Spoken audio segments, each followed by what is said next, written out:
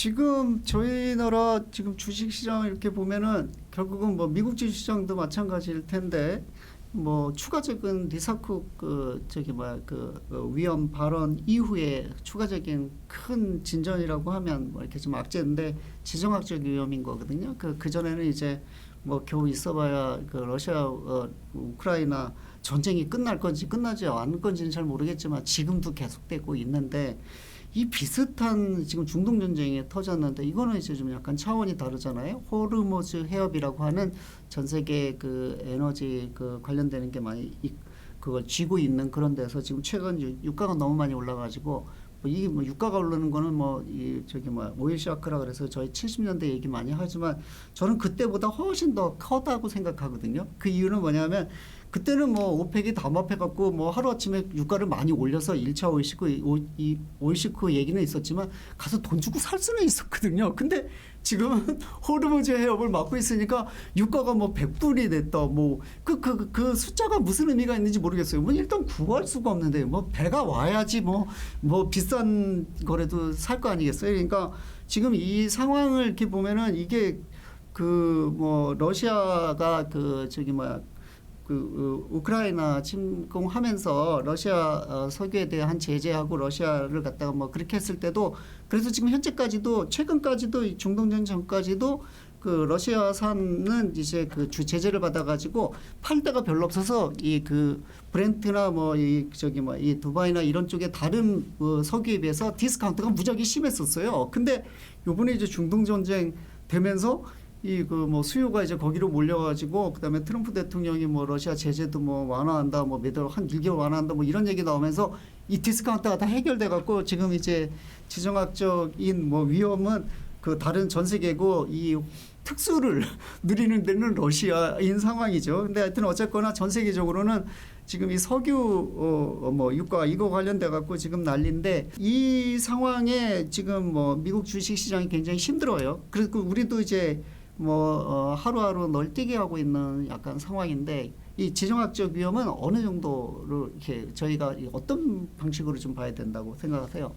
지정학적인 위험 중동 전쟁은 사실 미국발 리스크인데요. 트럼프 대통령이 네. 일방적으로 이제 시작한 이스라엘과 함께 이제 그런 이슈인데 미국 시장은 전에 저희가 일찍 얘기 나눈 것처럼 이미 고평가 우려가 있어서 조정을 받은 상태였기 때문에 사실 하락폭이 굉장히 미미했고요. 한국은 엄청 조정을 받았죠. 근데 조정을 받고 지금 상태로만 해도 코스피의 2026년 상승률은 여전히 20%가 넘어요. 조정 후에도. 뭐 그렇긴 하지만 6,500까지 갔다가 장중한 때 5,000이 뭐 깨질 뻔하고 큰 타격을 받았는데 뭐 이유는 다 아시다시피 지금 그 호르무스 해협에서 그 수송되는 원유의 80%는 아시아로 간대요. 네, 맞습니다. 예, 그래서 당연히 그 에너지 수급에 민감한 나라기 때문에 영향을 받았다. 근데 그거는 그럼 아시아 전체잖아요. 그러면 네. 한국이 왜 영향을 받았냐? 그래서 외신 기사들을 거기서 보면은 이제 가장 크게 얘기하는 게 삼성전자, 하이닉스에 집중된 그 주식시장의 구조 때문에 더 큰 타격을 받았다. 왜냐하면 작년 3분기 이후에 코스피 시장의 상승은 이 두 개 기업이 이제 이끌어 왔는데 둘 다 이제 에너지 민감도가 있는 업종이기 때문에 이 둘이 어떤 중동 전쟁의 타격을 받으니 지수 전체의 하락으로 이끌어졌다. 반면 미국 같은 경우에는 미국이 일으킨 위기임에도 불구하고 사실 미국은 한국에 비해서 종목 수도 굉장히 많고 또 굉장히 분산되어 있는 지수이기 때문에 제가 정확한 수치는 제가 기억이 나지 않지만 매그니피선트 7의 그 시총을 다 합쳐도 아마 S&P 지수의 15% 미만일 거예요. 그러니까 이제 어떤 몇 가지 기업이 타격을 받는다고 해서 지수 전체가 막 몇십 %씩 폭락하는 일은 미국은 없는데 이제 한국은 삼성전자, 하이닉스 두 종목의 중요성이 너무 크기 때문에 그리고 그 두 종목이 많이 올랐었기 때문에 지금 이렇게 하락폭이 크다. 이제 이런 얘기를 했고요.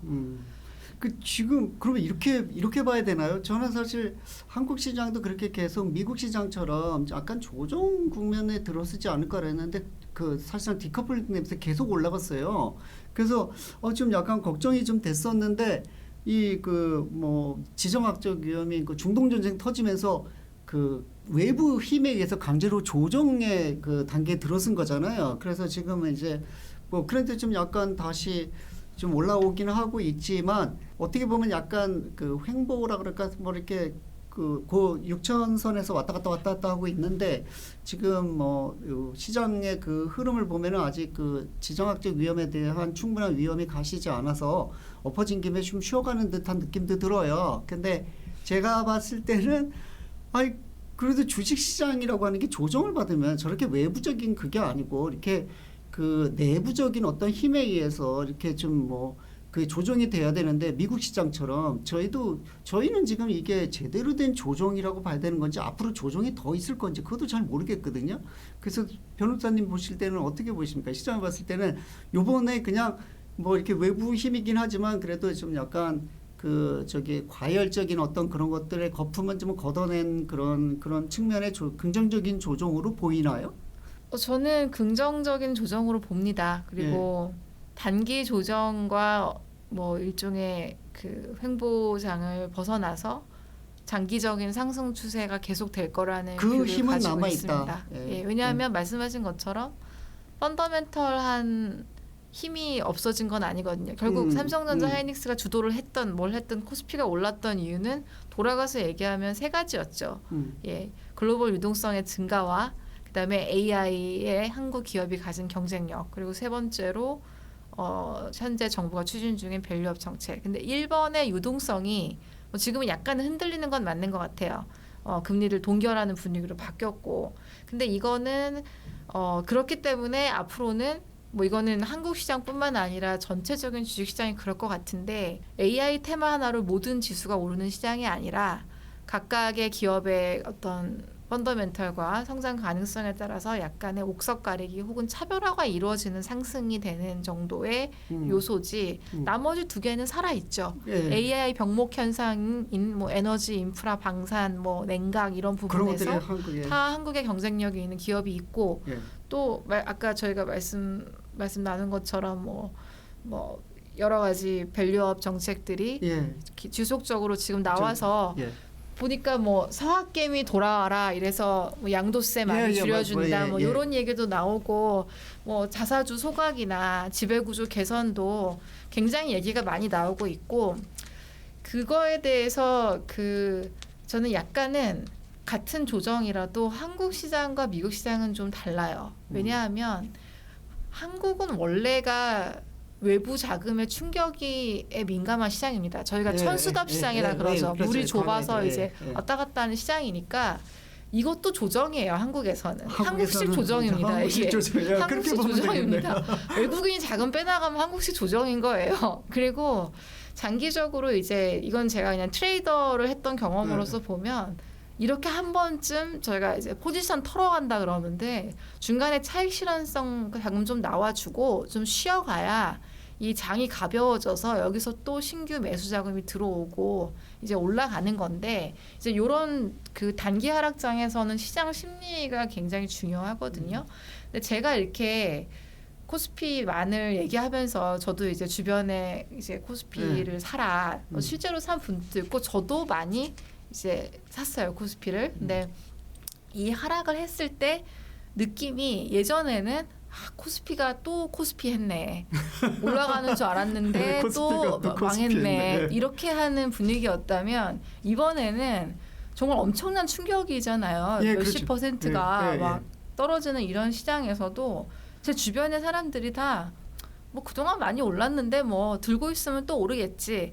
이렇게 이게 굉장히 편안하게 얘기를 하시는 게 그게 이제 어떻게 보면 시장의 전반적인 심리거든요. 이런다고 한국이 망하거나 한국 경제가 안 좋아질 거라고 생각하는 사람은 아직까지는 많이 안 보이죠. 미국에서 오히려 한국 시장을 되게 더 긍정적으로 좀 약간 긴 안목으로 보고 있네요. 그럼요. 제가 어디 전에 다른 그 분들께도 많이 한 얘기인데 저는 미국에 살기 때문에 미국 계좌에서 삼성전자나 하이닉스 주식을 살 수가 없어요. 그러니까 한국에 계신 분들은 엔비디아, 테슬라 주식을 사실 수가 있는데 바로 한국에서 방법이 없어서 저는 그냥 코스피 지수 ETF만 하거든요. 근데 제 주변에서도 그런 질문을 되게 많이 해요. 삼성전자랑 하이닉스 주식 우리도 사고 싶은데 어떻게 살 방법이 없냐. 그래서 제가 이제 항상 조금 하는 얘기가 언젠가는 JP모건 체이스나 찰스 슈왑에서 그런 서비스를 만들면 그러면은 우리 그 저기 뭐 증권사들이 그 서학개미 할 수 있게 해주는 것처럼 저희도 이제 동학개미 할 수 있게 미국에 있는 사람들 할 수 있게 해주면 미국 사람들이 동학개미 할 수 있게 해주면 그렇게 해주면은 훨씬 더 이 그 매수세가 늘어날 거다. 좋은 아이디어입니다. 그 캘리포니아에 있는 200만 한인 교포들은 무조건 이제 다 들어오겠죠. 다 들어올 거라서 왜 증권사들이 왜 그런 거 안 하고 있는지 잘 모르겠네. JP모건이나 이런 미국 증권사들에게 이걸 좀 아이디어를 제가 제공해 드리는. 근데 지금 이제 저는 약간 그 지정학적 위험이라고 하는 게 이걸 얼마나 그 크게 봐야 되느냐 하는데 뭐 하루가 다르게 뉴스가 뭐 전쟁이 금방 끝날 듯 안 할 듯 뭐 그런데 그 연준이 그 3월 19일 날 그 FOMC 미팅에서 금리를 동결을 했어요. 그러니까 지금 이제 이게 저는 앞으로도 미국 주식시장이 당분간 성장하기 좀 어려울 거다라는 생각이 드는 게 그 원래는 저기 뭐 금년에도 뭐 4번 3번 뭐 25%씩 BP씩 계속 내릴 거다 이렇게 얘기가 그게 거의 상식이었었고 뭐 마이런은 뭐 50bp씩 해야 된다랄 정도로 뭐 금리 인하는 저기 11월 미국 중간 선거까지 아주 당연한 거로 알고 있었는데 동결을 했단 말이죠. 그러면 시장은 사실상 저도 그렇게 느끼는데 이거는 동결이 아니라 인상 같은 느낌이 들잖아요. 원래 25% 올라가야 되는 내려가야 되는데 안 내려갔으니까 올린 거잖아요. 그러니까 시장이 그 조정을 받을 수밖에 없고 뭐 그것 때문에 그 뭐 M7 기업들도 전부 다 저기 뭐 이 그 PE가 포워드 PE가 전부 다 떨어지고 뭐 그런 거 아니겠습니까? 그래서 자 미국 연준 이거 어떻게 앞으로 그 포지션을 잡아갈 것 같아요? 지금 걱정이 좀 되기는 하는데 연준이 어떻게 하느냐에 따라서 미국 시장도 한국 시장도 뭐 굉장히 그 전쟁과 관련돼서 좀 정책적으로 어려운 게 보이지 않나. 지금 굉장히 어려운 상황인 것 같아요. 연준 입장에서는 지금 이제 스태그플레이션 얘기가 나오거든요. AI로 인해서 고용은 줄고, 근데 물가는 올라가고. 그러면 금리를 올려도 안 되고 내려도 안 되는 그런 거기에 거죠. 어떻게 되면 스톡돼 있는 거죠. 그리고 저희 그 실리콘밸리 동네에서도 일단 저는 이제 투자를 할 때 물론 지표나 이런 것도 보지만 제 주변에 있는 사람들의 얘기나 제가 사는 곳이 실리콘밸리니까 거기 빅테크 다니는 친구들이 하는 회사 내부 얘기나 이런 걸 많이 참고를 해요. 근데 지금 상당히 많은 감원의 공포들이 뭐 마치 AI 때문에 그 감원을 할 거라는 얘기들이 굉장히 흉흉하게 많이 돌고 있어요. 마치 제가 예전에 홍콩에 근무할 때 금융위기 때 느꼈던 거랑 같아요. 뭐 다음 주에는 뭐 시타델이 몇백 명을 자른다더라. 뭐 메릴 린치가 어제 뭐 26층을 다 비웠다더라. 뭐 이런 식의 괴담인데 이제 그런 분위기들이 좀 있더라고요. 그래서 정말 이 고용이 흔들리고 있고, 근데 물가는 오르고 아까 비료 가격 말씀하셨지만 이제 저는 조금 이 시각을 제가 미국에 살고 있기 때문에 이런 중동 전쟁이나 이 시작된 배경이나 진전에 있어서도 좀 미국 국내 정치의 시각을 좀 전달을 해드리고 싶어요. 그래서 지금 이제 고용은 불안해요. 근데 물가는 높아요. 근데 그래서 어디로 해야 돼? 그러면 이제 그 트럼프 정부는 선거를 이기기 위해서는 뭔가를 이제 해야 된다고 생각을 하는 거죠.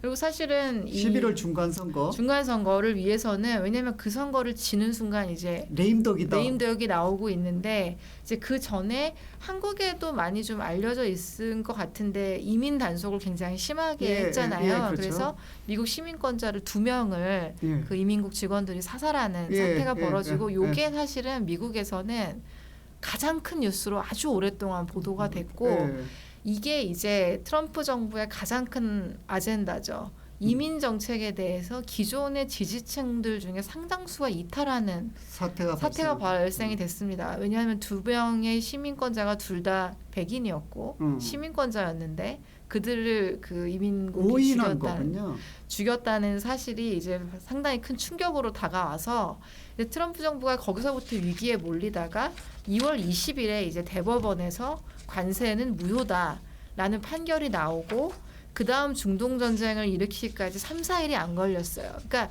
약간의 국내 정치용 이슈 전환으로 제가 봤을 때는 이제 여러 카드를 고민을 하다가 뭐 전쟁을 3, 4일 만에 준비했다는 얘기는 아니고 예전부터 준비를 이스라엘하고 꼭 해왔겠지만 이 시점에 이제 터트렸는데 제가 볼 때는 이런 결과를 예상하지 못한 것 같아요. 이렇게 됐는데 유가는 오르고 그래서 사람들이 불안해하던 물가에 대한 공포는 더 키워졌고 인플레이션은 그리고 원래 하던 주된 특기가 트럼프 정부는 일기 정부 때도 주가 부양을 통한 지지율 확보 이거였는데 예. 금리를 내리지도 못하고 지금 동결을 하게 됐으니 이제 예. 답보 상태에 정말 놓여 있는 것 같아요. 그리고 뭐 어떤 보도 보니까는 뭐 그 영어에서 꼼짝 못하고 있는 게 그 Deer in the Headlight인가? 딱 예. 그게 예, 맞는 예, 표현인 예, 것 같습니다. 그래서 뭐 저는 개인적으로는 트럼프 관세 그 무효 판결이 나왔을 때 속으로 약간 뭔가 하나 터트릴 것 같은데 예. 그런 생각을 했어요 실제로.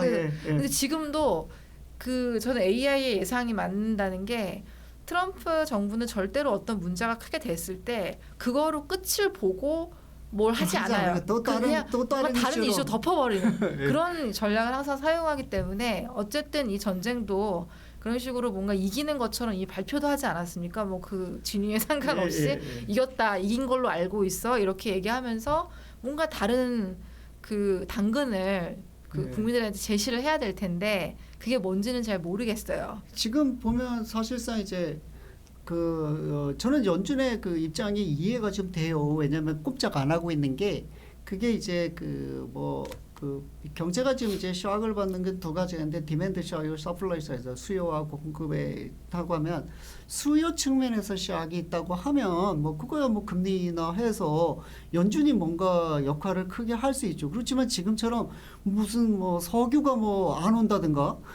그리고 또 무슨 뭐 AI 때문에 뭐 고용이 다 뭐 해고가 많다 뭐 이런 거는 사실 중앙은행이 금리 내린다고 해결될 문제가 아니잖아요. 그러니까 그래서 이제 속담에 중앙은행은 이렇게 공급 시작에서는 그냥 기도하면서 빨리 지나가기 바라고 그냥 아무것도 안 하는 게 상책이라고 그러거든요. 근데 이제 사실상 지금 미국 같은 큰 경제체에서 지금 이제 선거도 앞두고 있고 있는 상황에서 이게 지금 쉽지 않다. 왜냐하면 사실상 이게 지금 보면은 이제 오랫동안 이 사람들의 이 기다리면 이제 중앙은행이 기다리면 된다라고 하는 거는 두 가지 전제 조건이 있어요. 공급 시작이 빨리 없어진다. 그러니까 뭐 예를 들자면 전쟁이 금방 끝나고 빨리 평화가 온다든가 아니면은 사람들이 인플레가 지금 그것 때문에 많이 올랐지만 그래도 이 조금만 요것만 없어지면 금방 다시 인플레가 다시 돌아올 거예요. 그런데 사실상 지금 그렇게 지금 얘기하고 있는 지가 몇 년 됐거든요. 그러니까 예를 들자면 코로나 때도 인플레 되게 있었지, 관세 때문에 인플레 올랐지, 러시아 우크라이나 전쟁 때문에 올랐지. 그래갖고 이게 무슨 마치 자동차 타고 이렇게 쭉 가다가 이게 파톨 같은 게 하나 있어서 텀벙에 있으면 이거 한 번 있으면 괜찮다 그러지만 스무스하게 하는데 이게 자주 있으면은 이제 이거 앞으로도 계속 여기 길이 엉망인가 봐 이렇게 생각하게 되잖아요. 그러니까 마찬가지로 지금 사람들의 인플레 기대라고 하는 게 중앙은행에서 제일 많이 얘기하는 게 앵커드 이렇게 인플레 심리에 닷을 내리고 있다. 2% 닷을 내리고 있다는데 이미 2% 넘어진 너무 오래되고 이게 날이 갈수록 계속 안 좋은 뉴스만 나오고 인플레는 계속 그러니까 이제는 인플레를 그렇게 기대 인플레 심리라고 하는 거는 이제는 이제 거기서 앵커 닷을 내리고 있는 게 아니라 이제는 사람들이 기대가 올라가기 시작하면 이제 에스컬레이션 되는 거잖아요. 그래서 저는 이게 지금 중앙은행이 단기적으로 이거가 물론 트럼프 대통령이 어떻게 하느냐에 달려 있는지 모르겠지만 이란 또 어떻게 되는지 모르겠지만 결국은 이 상황이 빨리 정리되지 않으면 가만히 있는다고 상책이 되지는 않을 것 같이 보이거든요. 그래서 저도 좀 약간 이거 좀 연준이 걱정이겠다. 그래서 새로 이제 파월 의장 말고 또 새로 오는 케빈 월시도 거기도 이제 좀 고민이 좀 많을 것 같긴 합니다. 그래서 유일하게 알 수 있는 건 케빈 월시는 트럼프 대통령이 시키는 대로 하겠죠. 예. 그렇게 보이시나요? 네. 이제 투자 전문가시니까 AI가 야기하고 이끌고 있는 이제 이 시점에 이 지금 투자 앞으로 제가 조금 전에 시장을 어떻게 보고 어떤 식으로 이 시장을 어떻게 봐냐, 뭐 저희가 여기서 무슨 이거 뭐 투자해라 저거 투자해라 그런 얘기할 건 아니지만 시장을 어떻게 봐냐에 대해서 제가 한 가지는 얘기할 수 있는 게, 적어도 이제 그동안 무슨 뭐 얘는 AI 수혜 기업이야 막 이렇게 했던 그런 마이크로 레벨에서 이제는 매크로를 봐야 될 시점이 됐다. 매크로라고 하는 거는 지정학적 위험인 중동 전쟁이 어떻게 될 거냐라는 거에 대한 그 결론도 자세히 봐야 되고, 그 다음에 연준이 계속 저렇게 그냥 공급 충격이 지나갈 때까지 두 손 꼽가 메고서는 3.5에서 3.75의 그 금리를 계속 고금리를 유지하고 계속 있을 것 같지는 않거든요. 그래서 연준도 뭔가 움직이긴 해야 되는데, 움직인다 그러면은 거의 사람들이 100% 이제는 금리를 올릴 거라고 그러거든요. 그러면 이제는 그거는 좀 약간 상황이 다른 얘기거든요.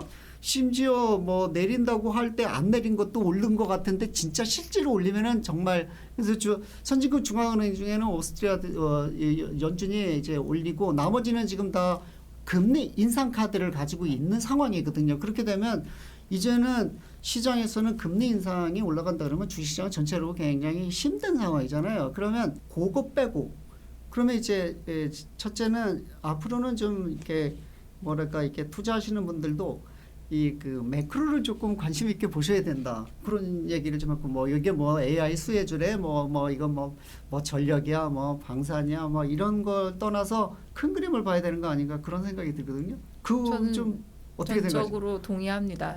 그 박사님 말씀대로 지금 시기에 여러 가지 변수를 봤을 때 매크로가 중요한 것도 맞고요.